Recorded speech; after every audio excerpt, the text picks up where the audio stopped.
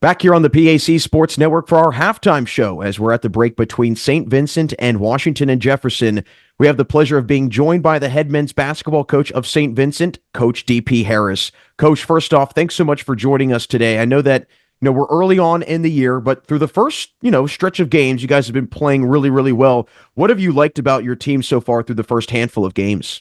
I think we keep getting better daily, and I like the progress that this team and the connectivity that they're making as we move through the early part of the season.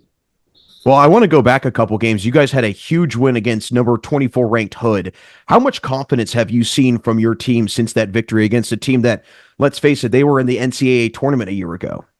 Well, I tell you what, I think it's really tough to come play in the Cary Center, as people have found out through the last 15 to 20 years that I've been coaching here.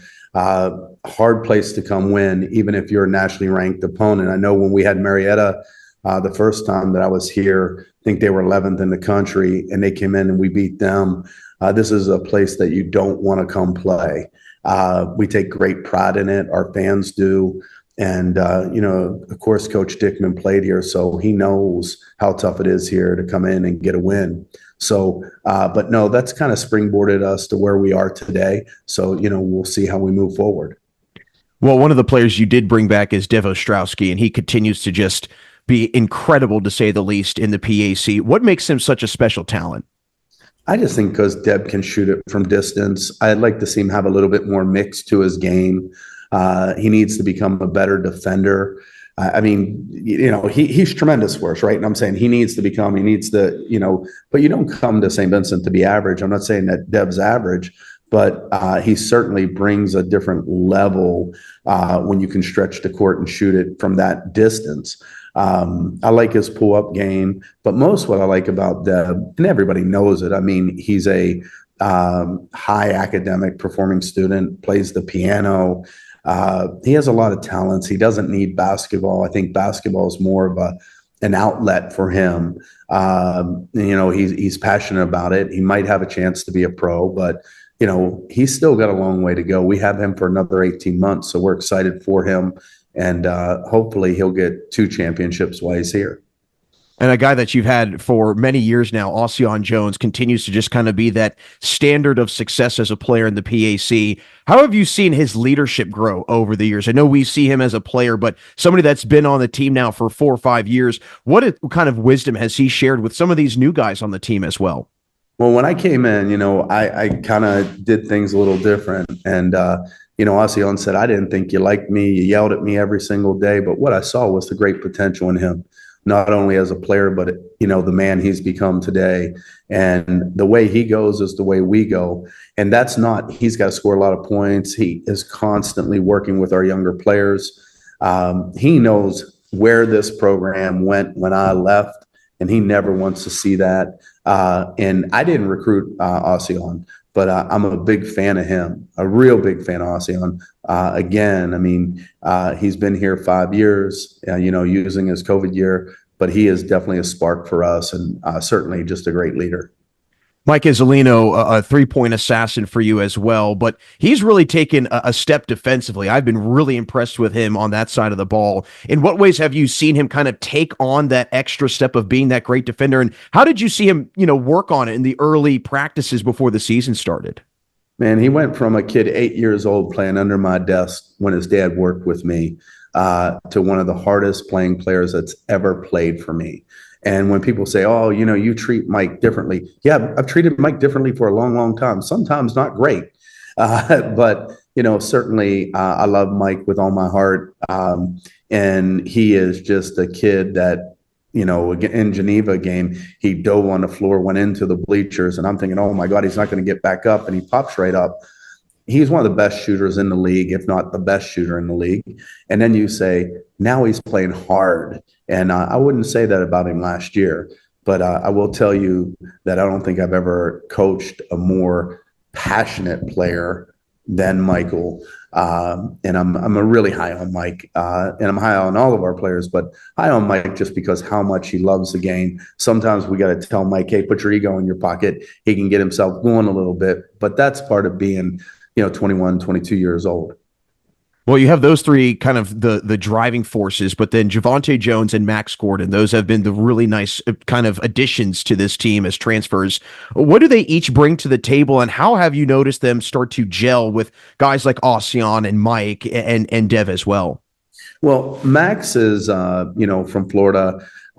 He played like no time at all at Nova, but he played for a great high school coach. And certainly, I've known Coach Crutchfield 30 plus years, but he wasn't good enough to play there. He was more of a practice player, and he accepts that. But he wanted to play, so he transfers to us. And again, he's got 3 years of eligibility, and he's growing every single day.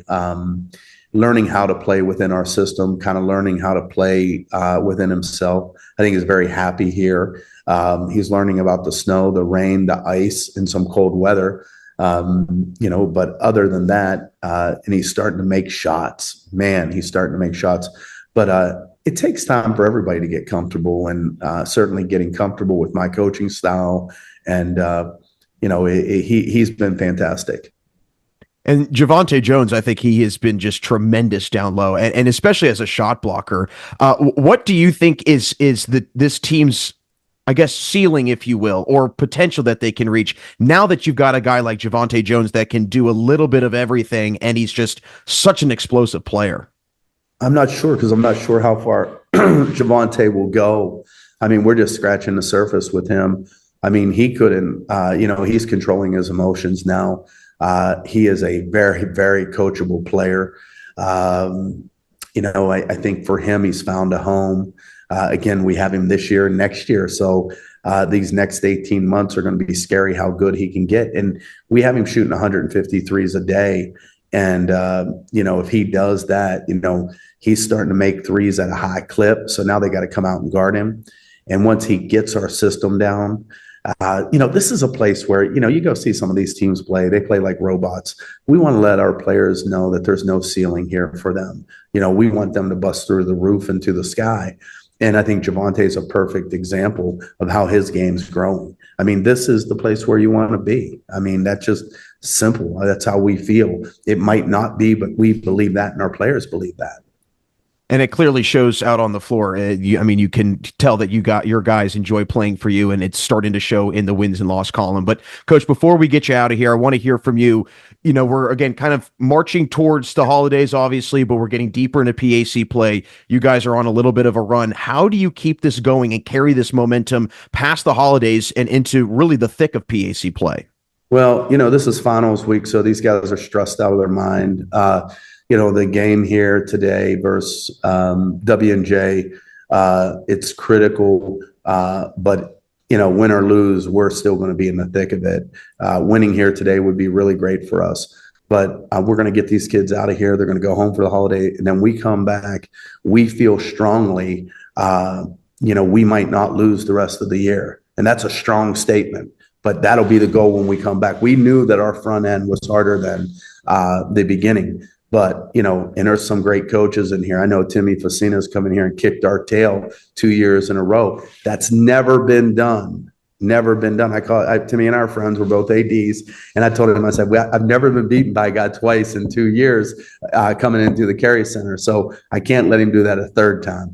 But at the end of the day, it's going to be a dogfight every time the green and gold show up. Beginning of the year, we got these rocks, and we said, "Oh, it's a rock fight. It's this," and we're making up all these kind of little stories for these guys. But guess what? We threw the rocks away. In life, things are going to get tough. Things are going to be hard, and we're just playing basketball. So I just hope for everybody they have a Merry Christmas, safe holiday, and we just hope the Bearcats get a little extra from Santa that they don't get. Well, hopefully you guys do land on the nice list. Coach, again, thanks so much for stopping by, and good luck the rest of the season. It's okay to be a little naughty, too. Absolutely. I totally agree. That's St. Vincent head men's basketball coach DP Harris. Don't move a muscle. We'll have more in the second half coming up next on the PAC Sports Network.